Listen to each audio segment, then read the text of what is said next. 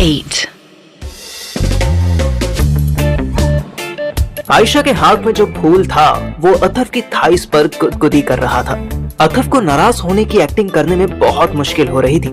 उसने मुट्ठी बंद कर ली। आयशा ने ये नोट किया। वो मुस्कुराई।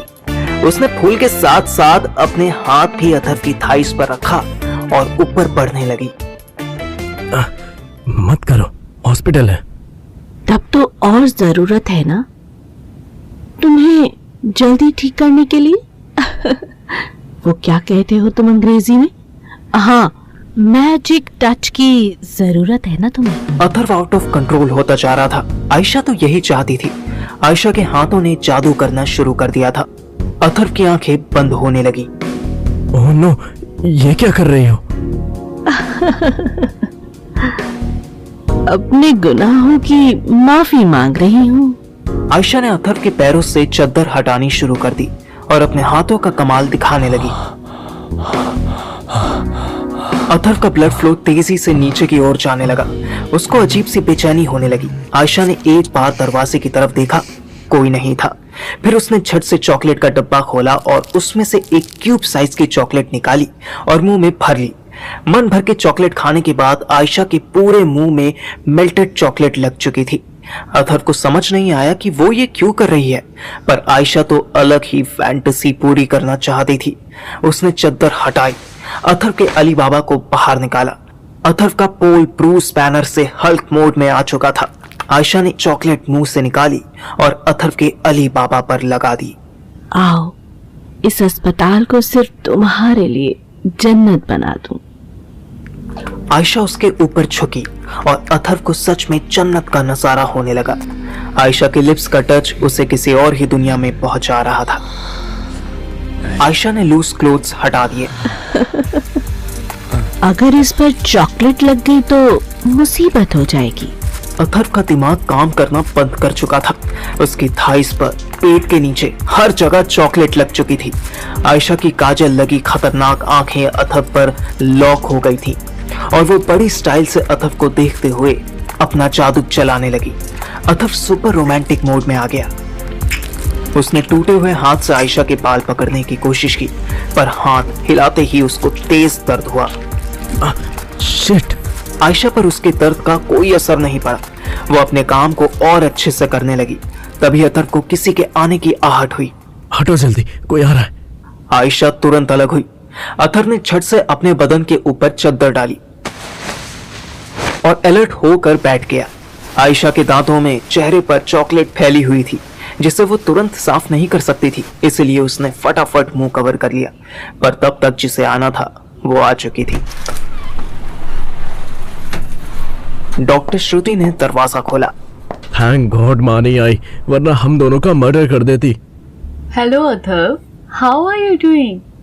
आज गेस्ट आए हैं तुमसे मिलने। आयशा को समझ न आया कि क्या बोले क्या करें। वो घूमी तो उसका पूरा फेस हिजाब से ढका था।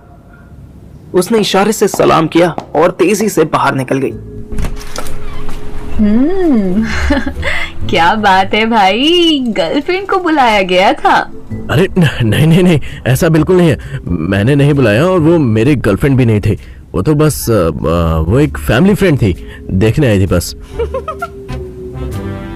अच्छा जी, और ये फैमिली फ्रेंड तुम्हारे लिए चॉकलेट्स और फ्लावर्स भी लाई है। वाह वाह अथर्व, किस्मत तो तुम्हारे जैसी होनी चाहिए। अथर्व पहले तो झेप गया, फिर उसे फील हुआ कि इस मौके पर तो लाइन मारी जा सकती है। ओह, तो डॉक्टर श्रुति को जलन हो रही है। ओह हेलो, मैं क्यों जेलस होने लगी?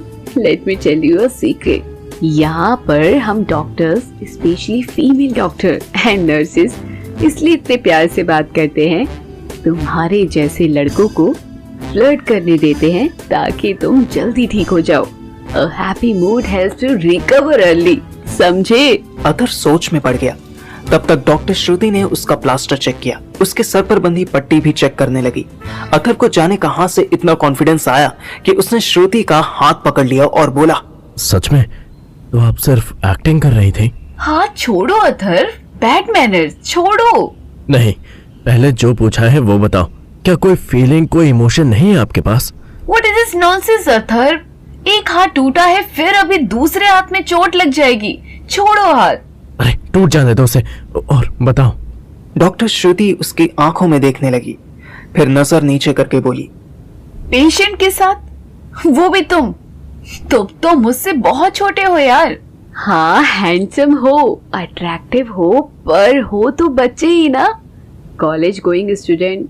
सो अथर्व ने हाथ ढीला छोड़ा। श्रुति ने तुरंत अपना हाथ खींच लिया। उसे अथर्व की बेडशीट पर खास कमर के पास चॉकलेट के निशान दिखे। उसकी आंखें फैल गईं।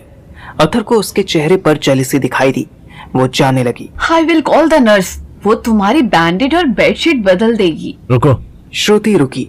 अथर्व ने उसका हाथ थामा और अपनी तरफ खींचा। वो ना चाहते हुए भी अथर्व के पास बेड पर बैठ गई। अथर्व ने उसका लैब कोट पकड़ा और अपनी तरफ खींचा। श्रुति की नजर उसके लिप्स पर पड़ी। श्रुति ने आंखें बंद कर ली और अथर्व ने अपने सूख चुके होठ श्रुति के नाजुक से लिप्स पर रख दिए। 3 सेकंड बाद भी श्रुति को जैसे याद आया कि वो तो डॉक्टर है। वो तुरंत उठी और मुंह पोंछते हुई बाहर चली गई। अथर्व मुस्कुराया और उसने बॉक्स में से एक चॉकलेट क्यूब निकालकर मुंह में रख ली।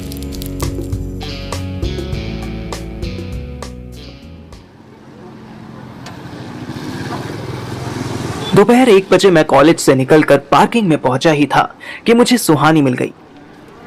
क्या कांड करके आया है तू? सुहानी, अब तक तो मुझे तुम करके बुलाती थी, ये अचानक तू बोली तो मैं घबरा गया। हैं? क्या? अच्छा वो नहीं यार, मैंने कोई कांड वांड नहीं किया, सब बकवास है। सुहानी मुझे घूर कर देखने लगी, फिर बिना कुछ बोले एक स्कूटी पे जाकर बैठ गई। तुम स्कूटी से आती हो? नहीं, आती पैदल हूँ पर जाती स्कूटी से हूँ। ऐसे रैंडम स्कूटी चुराने बेचने का साइड बिजनेस है मेरा। सरकाजम ना पेलो यार, पहले ही दिमाग खराब है। और तुमने सुबह मुझे जगाया क्यों नहीं? वॉशरूम करने गई और गायब हो गई। सुहानी फिर मुझे घूरने लगी। अभी भी नींद में है क्या? एक मारूंगी अभी, होश में आ जाएगा। मैं उठाती तो ऐसे श्रेया का हाथ पकड़कर सो रहा था कि। आगे कुछ बोलने से पहले सुहानी ने मुंह फेर लिया। छोड़, मुझे तुझसे बात नहीं कर रही। जहाँ जिसके साथ सोना है सो, बस पिंकी का फोन वापस दे दियो, वो पुलिस कंप्लेन करवा रही है। व्हाट? पुलिस कंप्लेंट क्यों? मुझे नहीं पता क्यों और मुझे नहीं जानना कैसे। तू रास्ते से हट, मुझे घर जाने दे। मैं रास्ते से हटा। उसने जैसे ही स्कूटी आगे बढ़ाई, मैं झट से बैक सीट पर कूद के बैठ गया। क्या ये? उतर। यार तू भी श्रेया की तरह बस एक तरफ की बात सुनकर पागलों की तरह मुंह फुलाई जा रही है। तू बोली थी ना हम दोनों में कोई एक तो समझदार होना चाहिए, यही है तेरी समझदारी। पिंकी की बातों में आ गई तू। सुहानी चुप हो गई। स्कूटी चलती रही। अच्छा बोल, क्यों फोन छीन लिया तूने उसका? मैं क्यों छीनूंगा? मैं तुझे कोई फोन स्नैचर लगता हूँ क्या? हुआ बस इतना कि सुबह जब तू टॉयलेट गई थी तब मैं कमर सीधे करने के लिए लेट गया तो लुढ़क गया और नींद लग गई। अब श्रेया ने नींद में मुझ पर हाथ रखा तो मुझे लगा तेरा हाथ है और मैंने। तूने क्या? मुझे समझ नहीं आया कि हाथ पे किस वाली बात इसको बतानी चाहिए या नहीं। मैं उठ के बैठ गया तो देखा श्रेया है और तू वॉशरूम में नहीं है। फिर टाइम देखा तो पता चला 7 बज गए थे। मैं फिर सो गया। अब के उठा तो देखा टोर पे पिंकी खड़ी थी और मुझ पर इल्जाम लगा रही थी कि मैं श्रेया का फायदा उठा रहा हूँ। What? हाँ यार, श्रेया ने भी उसको समझाया पर तब भी नहीं मानी वो। फिर कार में मैं और श्रेया बात कर रहे थे, इतने में पिंकी आई और हमारी वीडियो बनाने लगी और बोली कि अथर्व को नहीं तुझे भेज देगी। तब मैंने उसका फोन तोड़ दिया और अपने पास रख लिया कि ठीक करवा के दे दूंगा। तू पागल है? तूने फोन ही तोड़ दिया, फिर अपने पास भी रख लिया। वो तेरी कंप्लेन करवा देगी तो?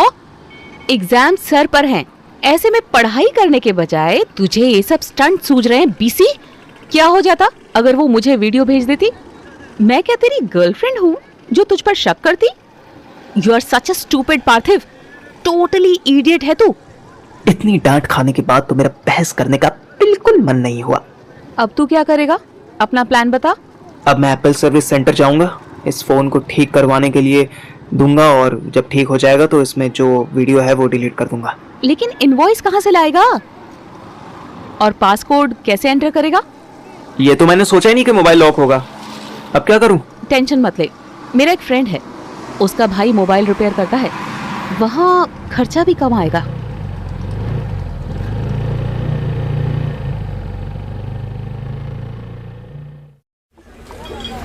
दो बजे हम उसके फ्रेंड के भाई की शॉप गफार मार्केट पहुंचे। ऊपर बड़ा सा बोर्ड लगा था, पतलू मोबाइल रिपेयर।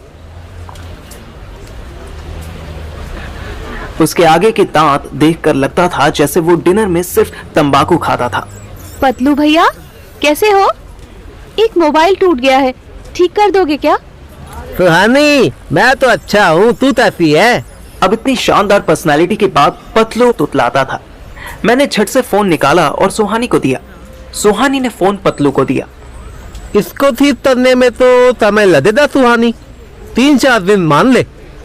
पर भैया मुझे ना इसमें जो वीडियोस हैं वो चाहिए। क्या ठीक होने से पहले वो मिल सकती हैं? हाँ क्यों नहीं, अभी दे देता हूँ। पतलू अंदर गया और 20 मिनट बाद वापस बाहर आया। उसके हाथ में एक पेन ड्राइव थी। सुहानी ने ओटीजी से अपने फोन में पेन ड्राइव लगाई। यार इसमें तो 150 से ज्यादा वीडियोस हैं। इतना क्या करना, रिसेंट 5 वीडियोस निकाल के अपने मोबाइल में कर ले, बाकी छोड़ दे। सुहानी ने वैसा ही किया और पेन ड्राइव वापस देकर अपनी स्कूटी पे पहुंची। हमने 5 में से जो पहली वीडियो देखी वो चला दी, पर ये वीडियो मेरी और श्रेया की नहीं थी। इसमें पिंकी एक होटल रूम में ड्रेसिंग टेबल पर फोन रख रही थी। तभी एक लड़के ने उसे पीछे से पकड़ लिया और उसका टॉप उतार दिया। मेरा दिल धक से रह गया।